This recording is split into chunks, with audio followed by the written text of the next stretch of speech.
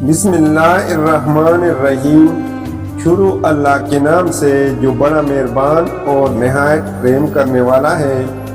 محترم ناظرین، السلام علیکم۔ آج ہم آپ کے لیے اسی مہینے سے منسلک بلکہ اس مہینے کے چاند سے منسلک ایک وظیفہ لے کر آئے ہیں۔ یہ وظیفہ قرآن کریم کی سورتوں کے حوالے سے ہے جن کو رمضان کا چاند دیکھنے پر آپ نے تلاوت کرنا ہے، اور اس کی برکت سے انشاءاللہ آپ پر دولت اور رزق کے دروازے کھل جائیں گے۔ یہ وظیفہ آپ نے کیسے اور کب کرنا ہے اس کے بارے میں ہم آپ کو بتاتے ہیں۔ آپ نے ماہ رمضان کا چاند دیکھنے پر یہ وظیفہ کرنا ہے۔ یہ وظیفہ نہایت ہی آسان لیکن مجرب ہے۔ اس کا طریقہ کچھ اس طرح سے ہے، جب آپ کو کنفرم ہو جائے کہ رمضان کا چاند نظر آ گیا ہے یا آپ خود چاند کو دیکھ لیں، تو پھر آپ نے ایک بار درود ابراہیمی پڑھنا ہے۔ درود ابراہیمی وہی درود شریف ہے جو ہم نماز میں پڑھا کرتے ہیں۔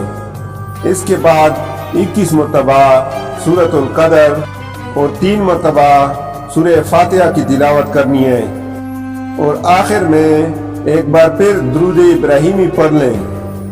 اس وظیفے کو مکمل کرنے کے بعد آپ نے ہاتھ اٹھا کر اللہ کے حضور اپنی وہ حاجات رکھنی ہے جس کے لیے آپ طلبگار ہیں، یعنی اپنے رزق میں برکت کے حوالے سے جس کے لیے آپ نے یہ وظیفہ کیا ہے، اور اس حاجت کے لیے عاجزی اور انکساری کے ساتھ رو رو کر اللہ سے دعا مانگے۔ انشاءاللہ اس وظیفے کی برکت سے اللہ رب العزت آپ کو رزق کی فراوانی اور بے پہا دولت نصیب فرمائے گا۔ ایک اور بات جو یہاں آپ کو بتانی ضروری ہے وہ یہ ہے کہ اس وظیفے کے لیے ضروری نہیں کہ خود چاند دیکھنا ہی ہے، یعنی اگر آپ نے چاند کو دیکھا تو نہیں، لیکن یہ خبر کنفرم ہو گئی ہے کہ چاند نظر آ گیا ہے، تو بھی آپ اس وظیفے کو کر سکتے ہیں۔